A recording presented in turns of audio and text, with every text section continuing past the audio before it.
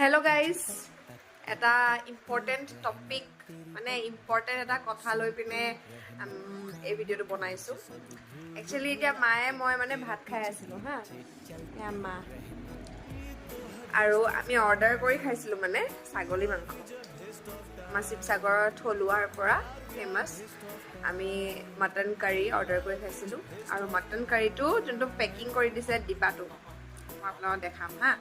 এইটো হৈছে mutton কাৰীটো packing কৰি দিয়া ডিবাটো মানে এই প্লাষ্টিকৰ ডিবাটো দেখিছে নহয়, আজিকালি এনেকুৱা ডিবাবিলাকত পেকিং কৰি দিয়ে মানে চিলভাৰ ফইলটোত নিদিয়ে। আৰু আমাৰ মায়ে পূৰা মাংস মাৰি প্লেট চাফা কৰি পিনে খাই পেলালে, ময়ো খালোঁ বাৰু, খালি নেদেখা আৰু। তো মই এতিয়া মানে মাক ক'লোঁ যে এইবোৰ গোটাই থ'ব নালাগে, এইবোৰ টেমা চেমাবোৰ পেলাই দিবা। মায়ে কৈছে কেলৈ পেলাই দিম আকৌ, ধুনীয়াকৈ ধুই মেলি মই ইউজ কৰিম আকৌ।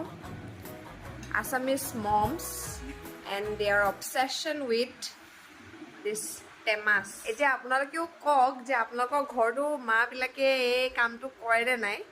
আৰু মানে ক'বলৈ গ'লে অকল মা বুলি নহয়, মাৰ লগত থাকি থাকি এতিয়া মোৰো হৈছে অলপ টেমা অবচেশ্যন। বিশাললৈ গ'লে মই এতিয়া টেমা বিচাৰি ফুৰোঁ ধুনীয়া ধুনীয়া, বাট দিছ ডিছপ'জিবল টেমাৰ ষ্ট'ৰ কৰাটো ইজ আছামিজ পিপলছ মানে কি বুলি ক'ম আৰু, সেইটো এটা চিগনেচাৰ বিহেভিয়াৰ বুলি ক'ব পাৰি। কিবা ক'বা তুমি?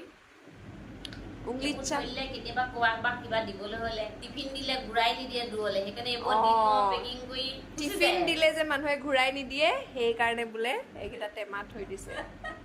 চ' আমি এতিয়া ছাগলী মাংসই পূৰা চাট চাটকৈ উংলি চাট চাটকৈ খা লিয়া। আজিলৈ ইমানে, বাই।